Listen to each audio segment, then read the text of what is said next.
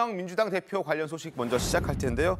이 대표가 이번 주 토요일입니다. 28일에 대장동 개발 비리 의혹과 관련해서 피의자 신분으로 검찰에 출석해서 조사를 받을 예정입니다.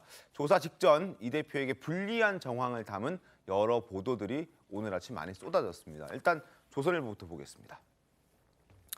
이재명 대표가 대장동 수익, 예상 수익 축소가 된 보고서를 확인하고도 이를 묵인했다라는 내용이 보도가 됐습니다. 어느 정도 차이가 있는지 보겠습니다.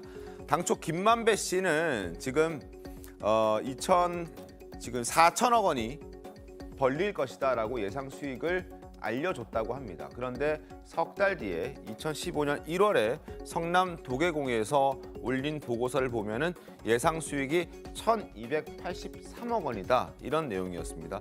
이게 이렇게 2,700억 정도의 큰 차이가 발생했음에도 불구하고 이재명 당시 시장은 아무런 조치를 하지 않았다. 왜 아무런 조치를 하지 않았을까? 바로 업계에서는 이렇게 평가하고 있습니다. 민간업자의 몫을 적게 보이게 하기 위해서 2,700억 원이나 되는 예상 수익의 차가 발생했지만 아무런 조치를 하지 않았다. 그래프를 한번 정리해봤습니다.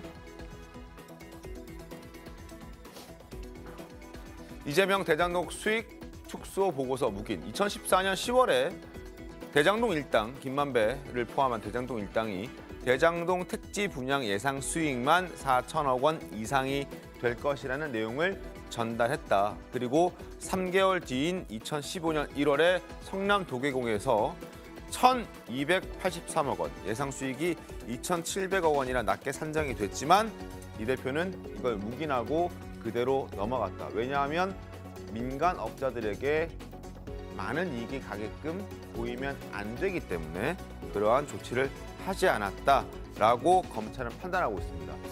민간이 개발을 하려고 했던 거를 공공으로 돌려서 공공이익으로 환수했다고 주장하는 게 자꾸 민주당이 논리인데요. 민간이 개발했을 경우에 그럼 과연 어떻게 그림이 그려졌을까? 그건 누구도 모를 일입니다. 네.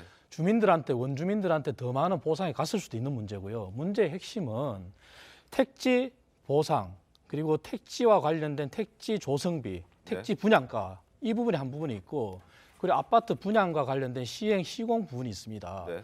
공공이익을 환수했다고 하는데 환수했는 이익 자체가 그 이면을 들여다보면은 택지 조성 원가와 택지 분양가를 산정하기 위해서 우리가 흔히 택하는 그러한 방식의 감정평가라든지 각종 공사 비용이라든지 그걸 세밀하게 적용한 게 아니라 인근에 유사한 지역의 당시의 택지 조성 원가나 택지 분양가를 따져서 비례 배분을 해서 그 비율을 산정했단 말이죠. 그러면서 성남도시공사가 의결권 있는 우선주를 통해서 의결하게 만들고 그 이익을 축소한 것이죠.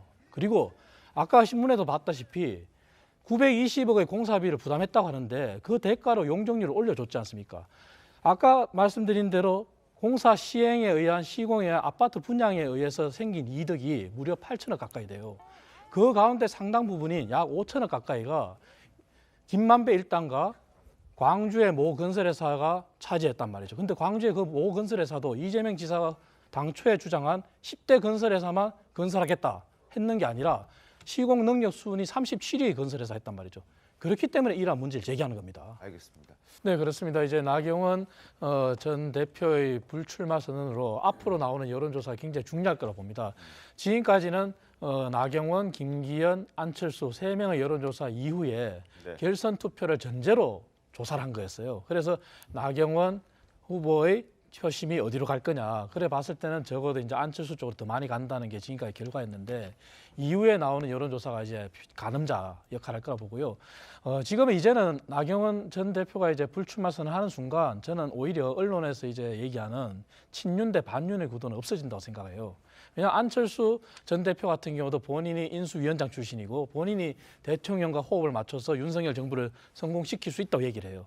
김기현 후보도 역시 원내대표로서 대선을 치렀고 그래서 윤석열 정부의 성공을 위해서 할 수 있다고 생각하고 그렇게 얘기하고 있고 다만 두 사람이 이제 양강을 형성하는 구도가 펼쳐진 상황에서 지금 아까 언론에서 소개한 것처럼 서로 견제구를 날리고 긴장감이 펼쳐지는 그런 전당대회는 더 심화될 거예요. 그 과정에서 갈등이 더 격화돼서 오히려 이게 김기현 대 반김기현 아니면은 안철수 대 반안철수 이런 형태로 간다면 당이 이제 또 다른 갈등으로 접어들겠죠. 그래서 그게 아니라 두 사람이 정책 경쟁으로 메시지 경쟁으로 갔으면 하는 바람입니다. 알겠습니다.